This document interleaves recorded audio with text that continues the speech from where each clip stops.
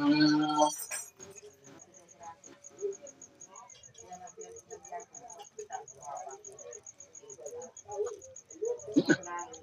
अथर्ववेद कांड 19 सूक्त 53 मंत्र 3। ये काल सूक्त है, इस पर हम लोग विस्तार से चर्चा कर चुके हैं। ये अथर्ववेद कांड 19 सूक्त 53 और सूक्त 54, ये दोनों ही सूक्त काल सूक्त हैं। इसमें देवता काल है, अर्थात इसमें काल के विषय में बताया गया है।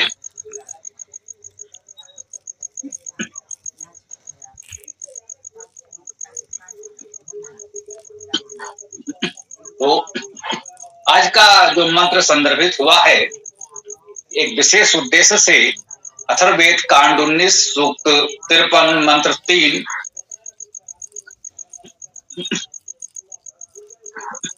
पूर्णा कुंभादि काले आहिता तम वै पश्यामा बहुधानुसंता सह इमा विश्वा भुवनानि प्रत्यं कालम तमाहु परमे व्योमन।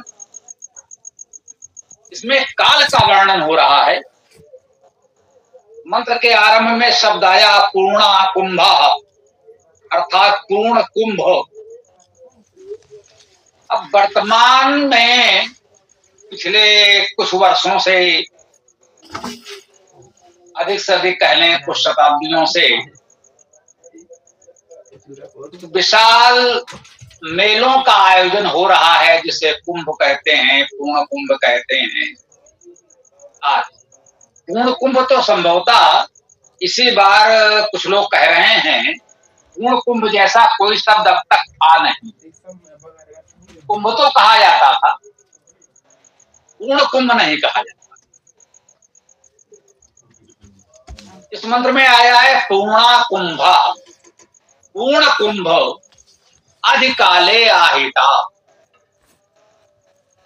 काले अर्थात काल में, अधिआहिता अधिकृत रूप से, प्रमुखता से आहिता, आहित है। आहित का भाव यहां ले ले समाहित है।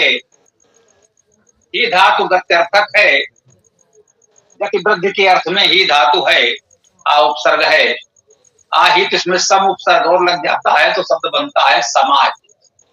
उपसर्गों के लगने से इस प्रकार से थोड़ा बहुत भेद अर्थ में आता है।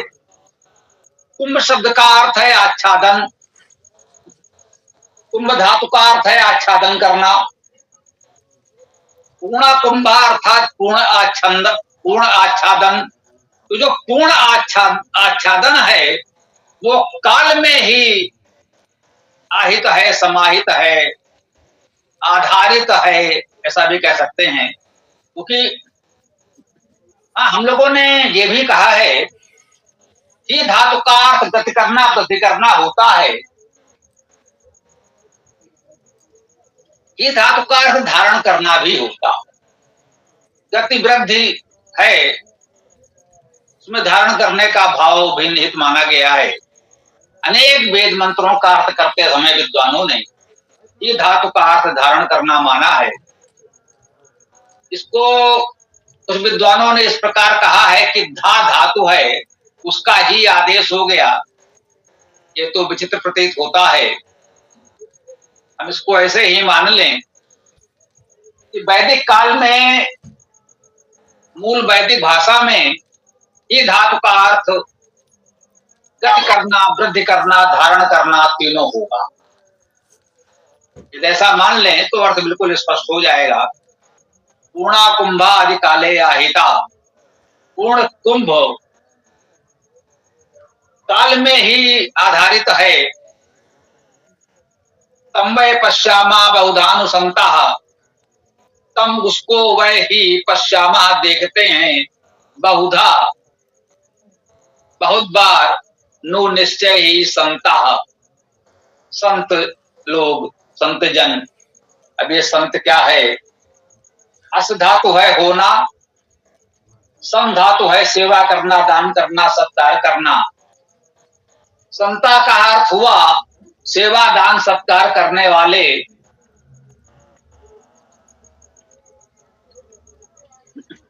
देखिए इसमें कुंभ शब्द भी आया और संत शब्द भी आ गया। कहें भाई ये तो संत भी वेद में हैं। अब संत यहाँ पर शाब्दिक अर्थ में तो है ही, शब्द तो है, ये तो बिल्कुल ठीक है, परंतु इस संत का आज के तथाकथित संतों से तो कोई संबंध नहीं है, जो एक विशेष वेशभूषा में घूमते हैं और अपने आप को संत कहते हैं। एक विशेष परंपरा, विशेष उनके कार्य व्यवहार, लोगों को धर्म भ्रष्ट करने, भ्रमित करने का आचरण करते हैं, प्रयास करते हैं। उन संतों से तो इस वैदिक संत का कोई संबंध नहीं हो सकता। यहाँ तो संत शब्द का अर्थ यही हो सकता है, सेवा दान सत्कार करने वाले ही संत हैं।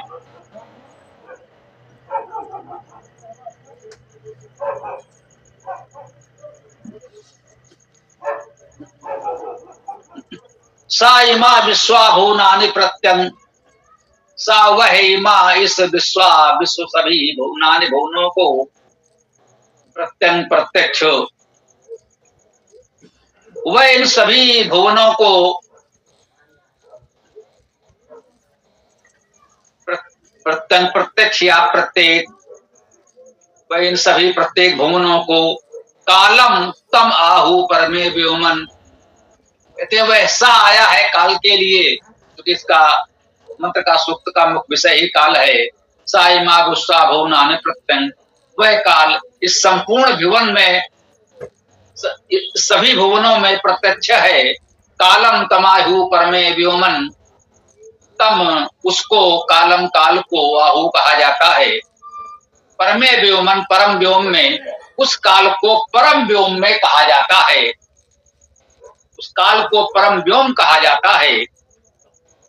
तो इसमें काल का वर्णन हो रहा है। यूं कहें कि इस सूक्त में देवता काल है, परमेश्वर को काल नाम से कहा गया है। परमेश्वर ही काल है, महाकाल है, और परमेश्वर के काल स्वरूप के काल गुण के गुणगान स्तुति इसमें की जा रही है। कह रहे हैं कि संपूर्ण आच्छादन उस काल में, उस परमेश्वर में ही निहित है। कि भी धातु से एक निहित शब्द बनता है। निहित शब्द का अर्थ ही होता है उसमें स्थित है, उसमें आधारित है। अभी भी ये शब्द प्रचलित है। तो ही धातु का अर्थ धारण करना वेद से लेकर वर्तमान तक स्पष्ट है। पूर्णा कुंभादि काले आहिता, पूर्ण कुंभ काल में ही आधारित है, निहित है, ये बात कही जा रही है।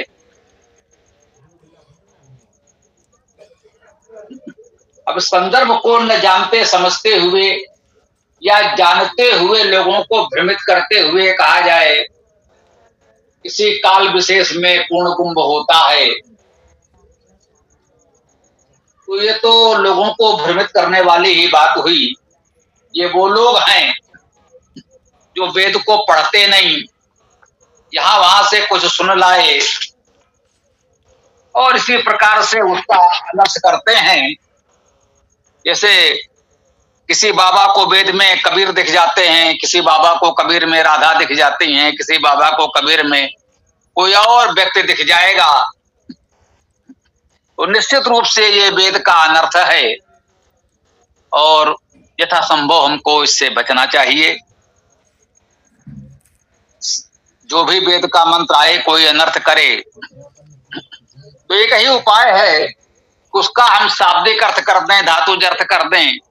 जो भी अर्थ प्राप्त होगा वही वैदिक अर्थ होगा, और शेष तो समय के साथ जो कुछ प्रचलन में आता है उसे लोग अपने पक्ष की पुष्ट के लिए, अपनी बात को प्रमाणित करने के लिए कहीं ना कहीं वेद में खोजने दिखाने का प्रयास करते हैं। तो कि सब जानते मानते हैं वेदो खिलो धर्म मूलम, धर्म का मूल आधार तो वेद ही है। तो वे प्रयास करते हैं जब वेद में कुछ संकेत मिल जाए तो उनकी बात का महत्व बढ़ जाएगा। इसीलिए लोग अनर्थ करते हैं। इसके अतिरिक्त इसमें और कुछ नहीं है। तो मुझे लगता है मंत्र क्या पूरे के पूरे सूक्त हम लोग कर चुके हैं, तो इतना पर्याप्त है। आगे आप लोगों को कुछ कहना हो तो स्वागत है।